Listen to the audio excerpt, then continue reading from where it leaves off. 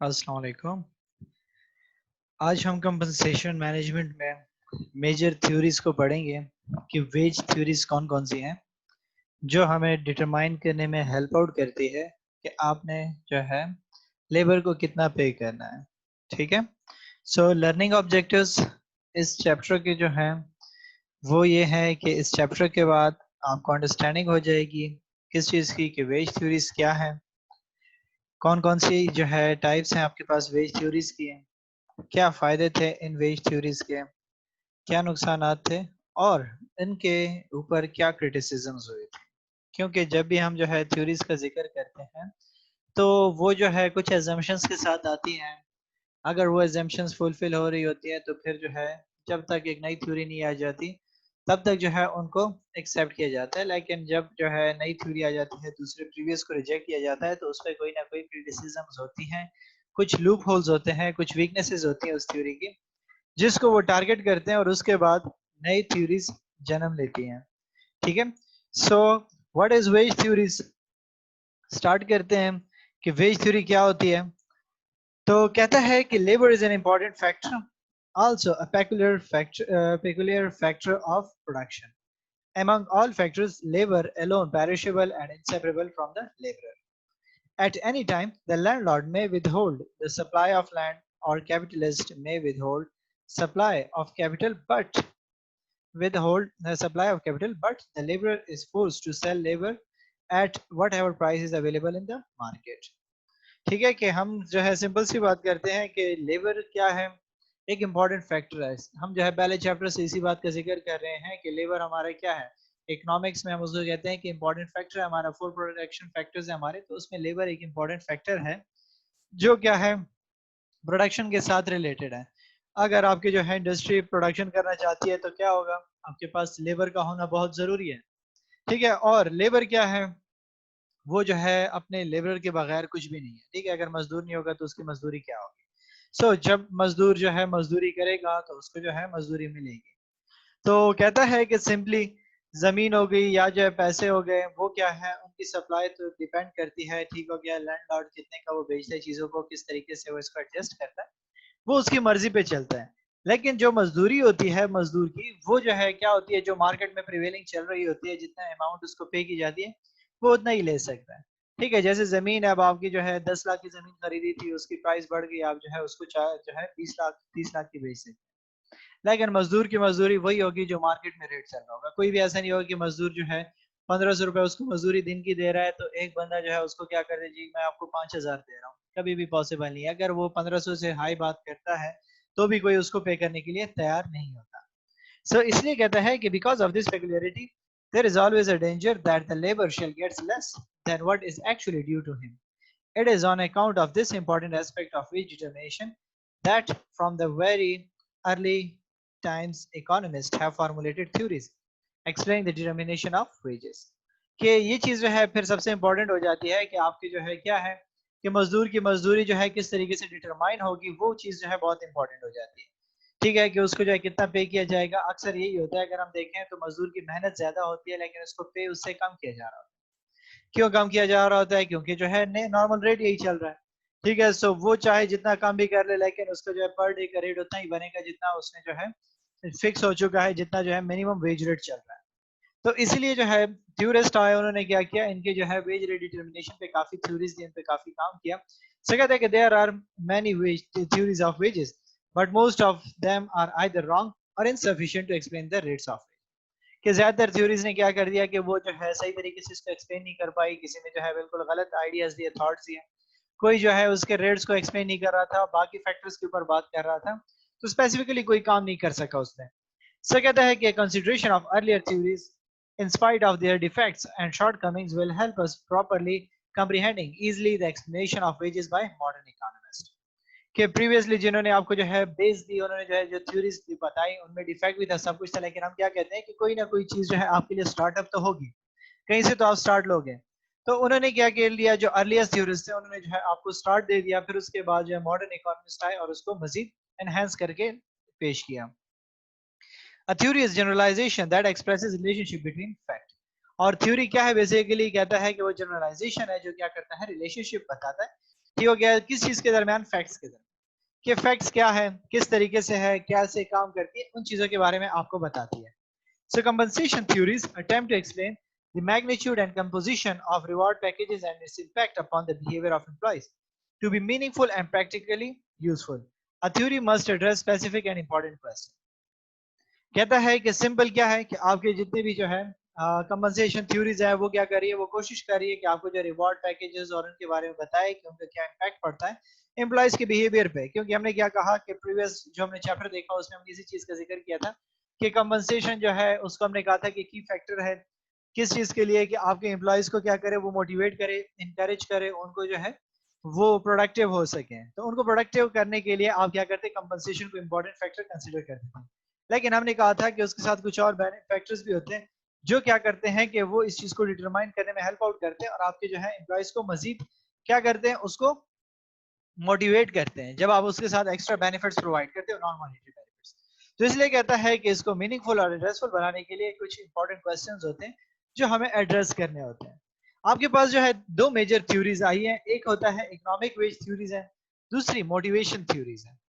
Economic veg theories में कौन कौन सी थ्योरीज हम पढ़ेंगे बेसिकली, उसमें हम जो है सब्सिस्टेंस थ्योरी पढ़ेंगे, वेज फंड थ्योरी पढ़ेंगे, मार्जिनल प्रोडक्टिविटी थ्योरी पढ़ेंगे और इन्वेस्टमेंट थ्योरी पढ़ेंगे.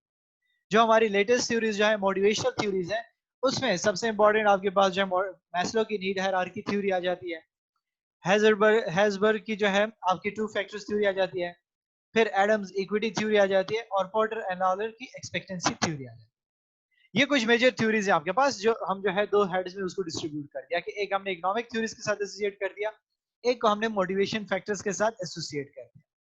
इकोनॉमिक थ्योरी से पहले आपको क्या करना पड़ता है, कुछ इंपॉर्टेंट क्वेश्चंस को जो है जहन में लाना पड़ता है, ठीक है, और वो जो है थ्योरीज उसको आंसर करने की क्वेश्चन करती है, कोशिश करती है. कहता है कि the central question of wage theory, there are three types of question which wage theory attempts to answer. कि वेज थ्योरीज क्या करती हैं कि तीन मेजर क्वेश्चंस को आंसर करने की कोशिश कर रही है. जितने भी थ्योरीज आपके पास जो हमने कहा आई हुई है, वो क्या कर रही है, किस चीज को कोशिश कर रही है कि वो तीन सवालों के जवाब दे सके. पहला सवाल, व्हाट लेवल रिलेटेड क्वेश्चंस, ठीक हो गया, वेज लेवल रिलेटेड क्वेश्चंस, कि what determines the general wage level और causes it to be what it is.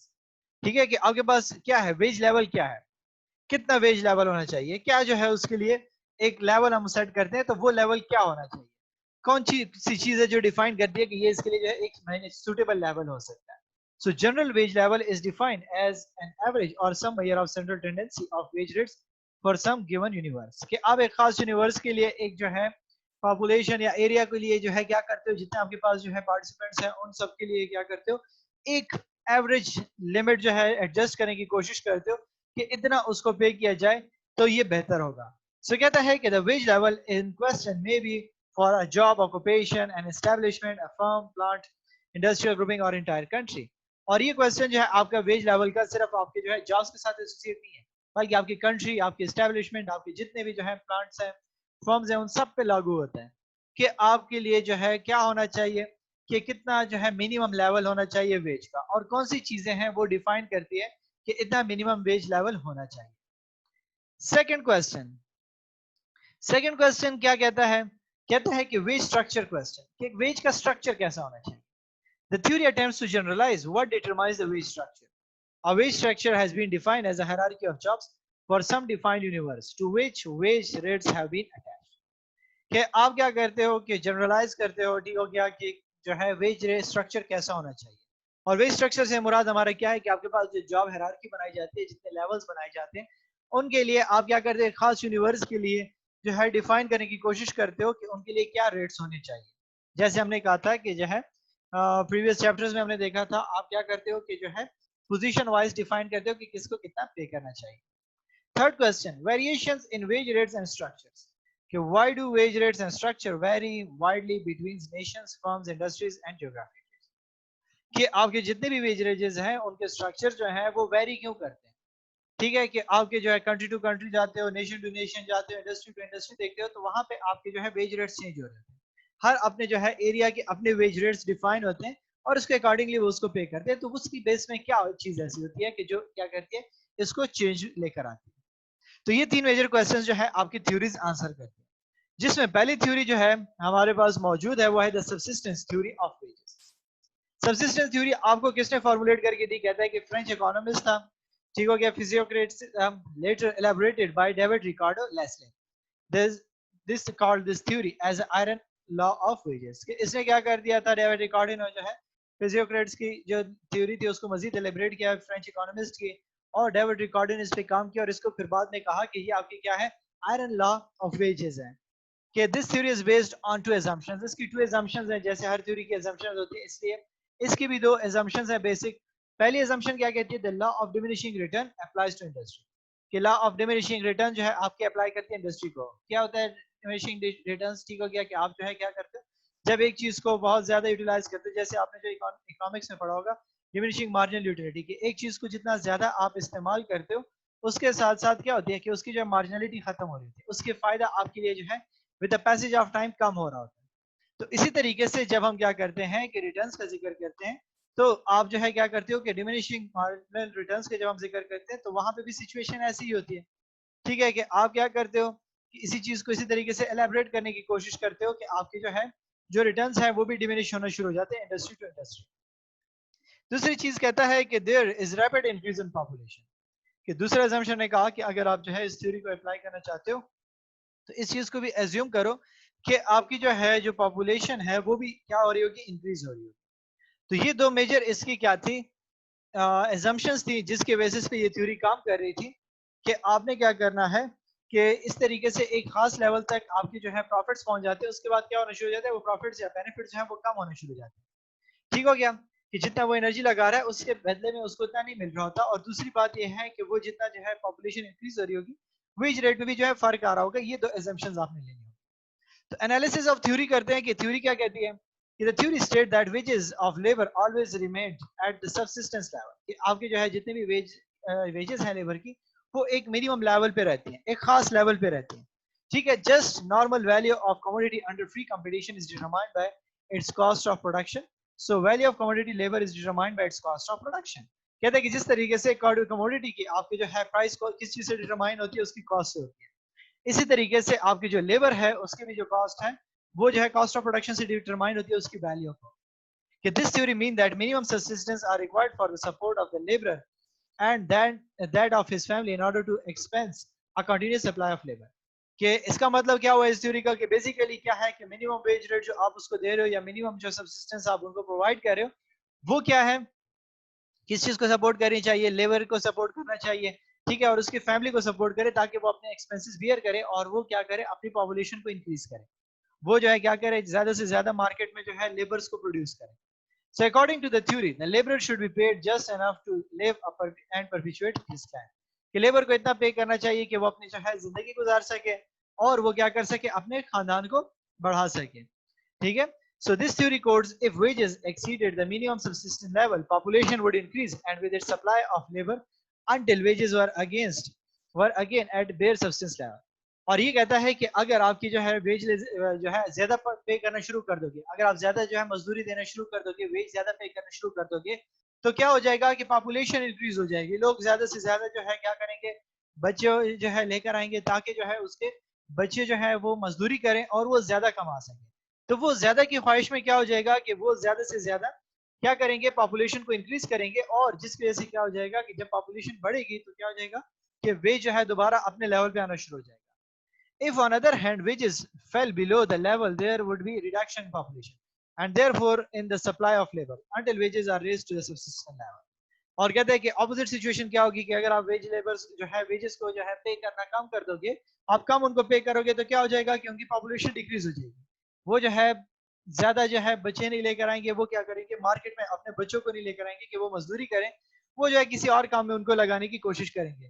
ठीक है, जिसकी वजह से क्या हो जाएगा कि आपके पास जो है जब जो है डिमांड बढ़ना शुरू हो जाएगी तो वापस क्या हो जाएगा कि आपकी जो है सप्लाई जब शॉर्ट हो जाती है तो क्या हो जाता है कि हमारे पास सप्लाई जब शॉर्ट होती है और डिमांड बढ़ना शुरू हो जाती है तो क्या होता है, इंक्रीज आना शुरू हो जाता है प्राइसेस में। तो इस तरीके से इसके जो वेजेस हैं वो भी वापस इंक्रीज होना शुरू हो जाएंगे। सो दस the theory is closely associated with the doctrine of Malthusian over population. के माल्थुसियन ओवर पॉपुलेशन की जो थ्योरी थी उसके साथ रिलेट करती है ये थ्योरी के पॉपुलेशन के साथ इसका इफेक्ट पड़ता है। क्रिटिसिज्म हुई इस थ्योरी पे, क्योंकि अगर हम देखें तो इस तरीके से तो पॉसिबल नहीं है ठीक है, कि आप कहो कि जी जो है वेजेस ज्यादा पे हो रही है तो लोग जो है ज्यादा से ज्यादा अपने बच्चों को मजदूरी पे लगाना शुरू कर देंगे, ठीक है, पॉसिबल ही नहीं है इस तरीके से। सो इसलिए जो है इस पे कुछ क्रिटिसिज्म हुई। पहली क्रिटिसिज्म क्या कहते हैं कि there is no reason why labourer should increase the number of children in his family if he gets higher wages. It would be more natural for the laborer to think of improving his standard of living instead of increasing the number. The standard of living, when once improved, will powerfully influence the rate of wages in future. कहता है कि इसका तो कोई तुक ही नहीं बनता कि आप जो है जिस तरीके से इसने कहा कि लोग क्या करेंगे, ज्यादा से ज्यादा बच्चे जो है अपने लेकर आना शुरू कर देंगे, ठीक हो गया, कि वो अपनी जो है पॉपुलेशन को, फैमिली साइज को बढ़ाना शुरू कर देंगे क्योंकि वेजेस ज्यादा हो रहे हैं। वो ये भी तो सोच सकता है कि वेजेस अगर ज्यादा हो रहे हैं तो वो अपने लाइफस्टाइल को बेहतर कर लें, 2-3 बच्चे ही हो लेकिन उनके जो है बेहतर एजुकेट कर सके, उनको बेहतर जो है लाइफस्टाइल के साथ गुजार सके। तो क्या है कि आप उनके जो है वो फोकस कर सकते हैं कि वो अपने जो है लिविंग स्टैंडर्ड पे फोकस करें, और ये चीज जो है वेज रेट को फ्यूचर में इन्फ्लुएंस कर सकती है। दूसरी बात, if subsistence theory was accepted, the wages of all labourers assuming that each has equally big family to support would be more or less equal, but in practice we find it not so. More efficient laborers get higher less than less efficient. The theory is too pessimistic and does not contemplate about the role of efficiency in determining wages. कहता है कि इस theory को अगर चलो हम accept ही कर लेते हैं, मान लेते हैं कि ठीक है कि वेजेस जो है आप क्या करें, तमाम लेबर्स को पे करें और उनकी जो है एक जैसी बड़ी बड़ी फैमिली है और उनको वो सपोर्ट करते हैं, ठीक है। लेकिन इसमें एक और इम्पोर्टेंट बात क्या है, वो ये है कि आपकी जो है अगर हम रियलिटी में देखें तो मजदूर जो है जितना एफिशिएंट होता है, जितना ज्यादा काम करता है, उसको उसकी बेसिस पे ज्यादा पे मिलती है, ठीक है। अगर एक मजदूर जो है क्या करता है, ओवर टाइम करता है, तो ओवर टाइम का उसको एक्स्ट्रा पे किया जा रहा है। तो अब अगर उसकी फैमिली बड़ी है या छोटी है वो तो नहीं मैटर कर, बल्कि यहाँ पे क्या मैटर करे, उसकी एफिशिएंसी मैटर करे। तो इसलिए ये थ्योरी क्या है, ज्यादा पेसिमिस्टिक है, ज्यादा जो है मायूस को नहीं, क्योंकि ये जो एफिशिएंसी को बिल्कुल इग्नोर कर रहा है कि जो आपकी जो है लेबर शो कर रहे हैं। थर्ड चीज, it is absurd to imagine that the labor population would increase if the wage rate were increased above substance. The former is long-term phenomena, while the change in the wage rate is a short-term phenomena. ये क्या कहता है कि आपने जो बात की कि जी किस तरीके से जो है मजदूरी अगर बढ़ेगी तो पॉपुलेशन इंक्रीज होना शुरू हो जाएगी लेबर्स की, तो ये जो है लॉन्ग टर्म में पॉसिबल है कि ठीक है कि लोग जो है क्या करेंगे, अपनी फैमिली को इंक्रीज करेंगे, ज्यादा अर्निंग के लिए करेंगे, लेकिन जो आपके वेजेस रेट में जो चेंज आ रहा है वो तो आपका क्या हो रहा है, वो जो है शॉर्ट टर्म पे है, ठीक है। तो शॉर्ट टर्म में आपने वेजेस को बढ़ा रहे हो तो उसका जो इफेक्ट लॉन्ग टर्म पे कैसे पड़ेगा, तब तक तो मजीद जो है उसमें चेंजेस आ चुके होंगे। नेक्स्ट क्या कहता है कि the theory considered only the supply side of the labour but not the demand side. Even taking the analogy of general theory of value, the positive role is played by demand and supply gets adjusted. The former is a long phenomena while the change rate is short-term phenomena. ये हो गया कि हम जिस तरीके से जो है प्राइसेस को फिक्स करते हैं तो प्राइस किस चीज से फिक्स होती है, डिमांड एंड सप्लाई से फिक्स होती है। लेकिन ये थ्योरी क्या करी, ये तो सप्लाई का जिक्र कर रही है कि आप उसको ज्यादा पे करोगे तो सप्लाई बढ़ेगी, ठीक है। तो सप्लाई साइड का आप जिक्र कर रहे हो लेकिन डिमांड का तो जिक्र ही नहीं कर रहे हैं। और जो आपके पास जो प्राइस या जो वेज रेट ज्यादातर डिफाइन होती है वो किस चीज से डिफाइन होती है, वो इक्विलिब्रियम पोजीशन से डिफाइन होती है। जबकि यहाँ पे क्या है कि आप जो है एक चीज को तो जो है लॉन्ग टर्म के साथ एसोसिएट कर रहे हो, दूसरे जो है शॉर्ट टर्म है, तो शॉर्ट और लॉन्ग का आप किस तरीके से कॉम्बिनेशन बनाओ। लास्ट में जो इसकी क्रिटिसिज्म हुआ वो कहता है कि anyway the theory contains an element of truth as it indicates that wages cannot fall below a certain level. हाँ, कहता है कि ये सही है कि ठीक हो गया कि ये बात सही है कि जो मिनिमम वेज लेवल है उससे उसको जो है कम नहीं होना चाहिए, क्योंकि फिर जो है उनकी लाइफ जो है गुजारना मुश्किल हो जाता है, मजदूर की जो मजदूरी है उससे अगर आप कम पे करोगे तो उसके लिए जो है सर्वाइव करना मुश्किल हो जाता है। तो ये आपकी जो है सबसिस्टेंस थ्योरी थी, जिसने क्या कहा कि मिनिमम वेज लेवल को आपकी जो है डिटर्मिनेशन किस चीज पे होती है, सप्लाई पे होती है। कि आपने क्या कर दिया, ज्यादा जो है क्या कर रहे हो, मजदूर को पे करना शुरू कर देते हो, मिनिमम वेज रेट बढ़ा दोगे तो वो पॉपुलेशन बढ़ा देगी, ठीक है। और अगर आप उसके जो है क्या कर दोगे, वेज रेट को कम कर दोगे तो वो पॉपुलेशन को कम कर देगी। लेकिन यहाँ पे डिमांड का तो जिक्र हुआ ही नहीं है, ठीक है। तो इस वजह से इस पे काफी क्रिटिसिज्म हुई और इसको जो है थ्योरी को थोड़ा सा मजीद जो है जो एलिब्रेट किया गया, वो किसने एलिब्रेट किया, वो वेज फंड थ्योरी ने एलिब्रेट किया, ठीक हो गया, जिसको जो है जॉन स्टुअर्ट मिल ने जो है 1891 में जो है इंट्रोड्यूस किया। और उसने क्या कहा, कहता है कि this theory assumes that there is a fixed wages fund which is distributed equally among all laborers. कि आपके पास एक खास फंड होता है, एक अपनी जो है लेवल होता है हर एक ऑर्गेनाइजेशन के पास, कि जिसके अकॉर्डिंगली वो इसको डिस्ट्रीब्यूट करती है, तो वो क्या करती है कि उसकी बेसिस पे डिफाइन करती है कि किसको कितना पे किया जाएगा। तो इसके लिए उसने क्या कहा कि आपको जो है फार्मूला दे दिया कि वेज लेवल पर वर्कर क्या होगा, कहते हैं कि वेज फंड, ठीक है, fixed sum in the short run divided by number of labours, कि आपके पास जितना फंड मौजूद होगा आप उसको लेबर्स पे डिवाइड कर दो, लोगों को उतना ही पे किया जाएगा। अब मजदूर कम है तो ज्यादा मिलेगा, मजदूर ज्यादा है तो कम मिलेगा। सो कहते हैं कि thus if the fund is large, wages would be high, if it is small, wages would be reduced to the subsistence level। कहता है कि अगर आप क्या करते हो कि पैसों पे डिपेंड करते हैं, ज्यादा पैसे होंगे तो आप ज्यादा लोगों में डिस्ट्रीब्यूट कर सकोगे, अगर आप कम पैसे होंगे आपके पास तो आप कम डिस्ट्रीब्यूट करोगे, और आपका जो है क्या हो सकता है, सिस्टम सबसिस्टेंस लेवल तक आ सकते हो। ठीक है। सो कहते हैं कि the demand for labour and the wages that could be paid are determined by the size of fund. और इसने जो है डिमांड का जिक्र किया, कहता है कि डिमांड जो लेबर्स की है और जो वेजेस हैं वो कब पे हो सकती है, जब आपके पास फंड्स होंगे। तो ज्यादा फंड होगा तो ज्यादा पे करोगे, फंड नहीं होगा तो आप कहां से उसको पे करोगे। सो कहते हैं कि जेएस जो है John Stewart mill said that wages mainly depend upon the demand and supply of labor or the proportion between population and capital available। कहता है कि आपके पास जो है ये जो वेजेस है किस चीज पे डिपेंड करती है, डिमांड और सप्लाई ऑफ लेबर पे डिपेंड करती है, या फिर आपके पास क्या है कि कितनी पॉपुलेशन आपके पास मौजूद है और कितना जो है फंड्स मौजूद है। तो आप इन दो चीजों के जरिए से देख सकते हो कि कितनी उसकी डिमांड है, डिमांड ज्यादा होगी तो उसके हिसाब से जो है पेमेंट्स होंगी, अगर सप्लाई ज्यादा होगी तो उसके हिसाब से पेमेंट्स होगी। ठीक है, या फिर आपकी जो है जितनी पॉपुलेशन है, ठीक है, उसको आप क्या कर देते हो, इस तरीके से फॉर्मूला के जरिए से फाइंड आउट कर लोगे कि उसको इतना पे किया जाएगा। So the amount of wages fund is fixed, और ये जो आप जो अमाउंट ऑफ फंड्स आपने कहा वेजेस के लिए वो फिक्स्ड होगी कि आप उसको एक खास मिकदार में जो है फंड्स रख लेते हो। सो कहता है कि wages can not increase without decreasing the number of workers and vice versa. So कहता है कि वेजेस आपके पास क्या है कि वो इंक्रीज नहीं हो सकती, ठीक हो गया, नंबर ऑफ वर्कर्स को डिक्रीज किया हुआ है। It is the wages fund which determines the demand for labour, और कहता है कि यही जो फंड्स आपके पास वही डिटरमाइन करता है कि आपको कितने मजदूर एक काम के लिए चाहिए। However, the supply of labor cannot be changed at a given time. But if the supply of labor increases along with increase in population, the average wages will go down। और कहता है कि क्या है कि सप्लाई ऑफ लेबर जो है वो चेंज नहीं हो सकता है टाइम की ड्यूरेशन, लेकिन अगर आपके पास जो है सप्लाई लेबर्स की बढ़ जाती है, ये हो गया पॉपुलेशन के साथ साथ पॉपुलेशन बढ़ रही है तो सप्लाई जो उसकी लेबर्स की बढ़ गई, तो क्या हो जाएगा कि जो वेज है एवरेज वेजेस वो डाउन हो जाएंगे। क्योंकि फार्मूला में हमने क्या कहा कि अगर आपके पास 10 रुपए है और 10 मजदूर है तो हर एक को 1 रुपया मिलता है, लेकिन जब मजदूर 12 हो जाएंगे या 13 हो जाएंगे तो वो अमाउंट डिक्रीज होना शुरू हो जाएगी। So कहते हैं कि therefore in order to increase the wages, firstly the wages fund should be enlarged, secondly the number of worker asking for employment should be reduced। कि अगर आप चाहते हो कि वेजेस जो है ज्यादा पे की जाए तो आप फंड ज्यादा रखो, अगर आप वो नहीं कर सकते तो दूसरी चीज क्या कर सकते हो कि नंबर ऑफ वर्कर्स को रिड्यूस कर दो, कि वो जो है कम लोग आए मजदूरी के लिए, तो ये दोनों जो है पॉसिबल नहीं है। ठीक है, आप किस तरीके से जो है मजदूरों को कम करोगे, लोगों की जरूरत है वो तो आएंगे मजदूरी करने के लिए।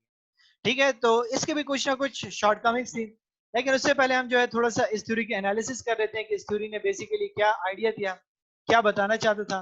सो कहता है कि इस थ्योरी ने किस चीज पे फोकस किया, कहता है कि it puts more emphasise on demand of labours compare to the supply of. इसने क्या कर दिया, डिमांड पे ज्यादा फोकस कर दिया कि आपके पास फंड ज्यादा होंगे तो उतना ही डिमांड ज्यादा करोगे। ठीक है, सप्लाई का तो इतना ज्यादा इसने फोकस नहीं किया जिस तरह प्रीवियस थ्योरी ने किया था। सेकंड बात कहता है कि it attempts to study wage level in a short term. It tried to take into account long run too by suggesting wage fund might grow or shrink in the long run, but that was not the focal point of the theory। ठीक है, और कहता है कि उसने जो है short term पे स्टडी किया वेज लेवल को कि कितना उसको पे किया जाएगा, लॉन्ग टर्म में तो इसने जिक्र ही नहीं किया फंड बढ़ेंगे या कम होंगे, उसने तो इसका जिक्र ही नहीं किया। ठीक है, सो ये जो है थ्योरी का मेन पॉइंट ही नहीं रहा कि फंड्स के बारे में क्या हो। Third cheese, the theory generalizes about the general level of wages for an entire economic system. However, it can be applied to an employer। ठीक है, और इस थ्योरी ने क्या किया कि जो है इसने फोकस किया किस चीज पे कि तमाम इकोनॉमी का सिस्टम जो है किस तरीके से चलेगा और आप उसमें जो है किस तरीके से मिनिमम वेज डिसाइड करोगे। ठीक है, और ये जो है एम्प्लॉयर पे भी डिपेंड करता है कि उस पर भी अप्लाई कर सकता है वो बंदा। और जिस तरीके से हमने कहा कि इसने जो है किस चीज पे फोकस किया, फंड्स पे करके शॉर्ट टर्म के लिए, लॉन्ग टर्म के साथ उसने जो है इसका कंसर्न रखा ही नहीं थ्योरी का कि लॉन्ग रन में क्या होगा। Fourth point, just like subsistence theory, the theory also attempts to answer the question of wage level and not of wage structure and differentials. The reasons may be that they were developed during the time when the economies even of America and Europe were agrarian। कहता है कि जिस तरीके से subsistence theory ने कहा कि आपको क्वेश्चन को तो इसका तो आंसर कर दिया था, ठीक है, कि लेवल क्या होगा, कितना आप उसको पे करोगे, लेकिन ये चीज नहीं बताई कि उसका स्ट्रक्चर क्या होगा और डिफरेंसेस किस चीज के बेसिस पे होंगे वेजेस में। ठीक है, सो कहते हैं कि शायद उस वक्त जो है इकोनॉमीज इतनी जो है इंप्रूव नहीं हुई थी और वो एग्री की जो है क्या हो रही थी, अभी जो है इंप्रूव होना शुरू हुई थी, अभी जो है कल्टीवेट हो रही थी। ठीक है, सो इसलिए जो है जैसे यूरोप और कहते हैं कि अमेरिका की इकोनॉमी थी इवन उस वक्त क्या हो रही थी, एग्रेरियन थी, वो जो है डेवलप होने की तरफ जा रही थी। नंबर फिफ्थ, कहते हैं कि in short run, many organizations, particularly those in public sector, do allocate a fixed run for payment of wages. However, critics argue that the assumption of fixed sum itself is wrong, as the sum can be increased. Even J.S. Mills also accepted this criticism. कहता है कि short term में तो हमने कहा कि आपकी organisation क्या करती है, जो है पब्लिक सेक्टर्स की है, ठीक हो गया, वो क्या करती है, वो तो एक फिक्स्ड रन जो है अमाउंट आपकी जो है मजदूरों के लिए फिक्स कर देती है, लेकिन इसमें एक क्रिटिसिज्म ये भी हुआ कि ये जो है फंड इंक्रीज कैसे होंगे, ठीक हो गया, इसको जो है इंक्रीज भी तो करना चाहिए, ठीक है। सो जो है मिल्स ने इसको खुद भी एक्सेप्ट किया इस क्रिटिसिज्म को कि हाँ वाकई यहाँ पे मुझसे जो है थोड़ा सा वो जो है हम कह सकते हैं कि मुझसे जो है क्रिटिक्स आपका बिल्कुल ठीक है कि मैंने जो है इसको सही तरीके से एलिब्रेट नहीं किया इस पॉइंट को कि जो है मुझसे रह गया इसको एक्सप्लेन करना कि आपके जो पब्लिक सेक्टर है वो किस तरीके से इन चीजों को मैनेज करते हैं। लास्ट में इस थ्योरी पे भी कुछ क्रिटिक्स आए, ठीक हो गया, जो इस थ्योरी को थोड़े से उसकी शॉर्ट कमिंग्स बनी। पहली चीज हमने क्या कहा, कहते हैं कि it is not clear from the where the wages fund will come. सबसे इंपॉर्टेंट बात, कहते हैं कि इस बंदे ने जो है इसका जिक्र ही नहीं किया जेएस मिल्स ने कि वेज फंड आएगा कहाँ से, वो कितना होगा, वो तो है कहाँ से पता चलेगा। दूसरी बात जो इसने छोड़ दी, इग्नोर कर दी, कहता है कि no emphasise has been given to the efficiency of work and productive capacity of firms. ठीक है, इसने इस पॉइंट को प्रीवियस थ्योरी की तरह इसने भी जो है इस पॉइंट को छोड़ दिया कि आपकी एफिशिएंसी का क्या होगा वर्कर्स के, उस पर तो इसने जिक्र ही नहीं किया। और अगर आपकी ऑर्गेनाइजेशन जो है प्रोडक्टिव होगी तो क्या होगा, क्या उससे जो है फंड्स बढ़ेंगे कि नहीं बढ़ेंगे। This theory is unscientific as wages funds is created first and wages are determined later on, but in practice the reverse is true।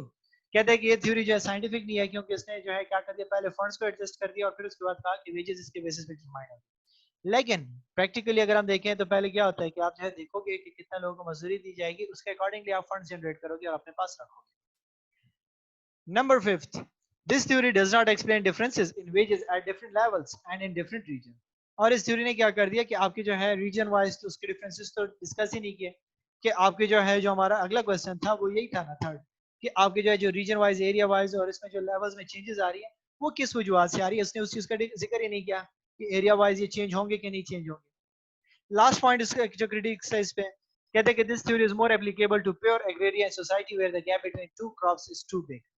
Now, as a labor has moved to the manufacturing and there is a move to pay for performance, it is possible to pay workers out of surplus of current operations also। कहते हैं कि ये theory जो है may be इसकी applicable है उसकी society के लिए की तरह जो अभी तक ग्रो कर रही है, क्योंकि जो ग्रूमिंग जो है स्टेज में, ठीक है। सो वहां पे ये पॉसिबल है जहां पे आपकी जो जैसे अगर हम देखें मैन्युफैक्चरिंग सेक्टर है तो वहां पे जो है लोग क्या कर रहे हैं, पे फॉर परफॉर्मेंस पे कर रहे हैं, ठीक है, तो परफॉर्मेंस के बेसिस पे जो है उनको मिल रही है।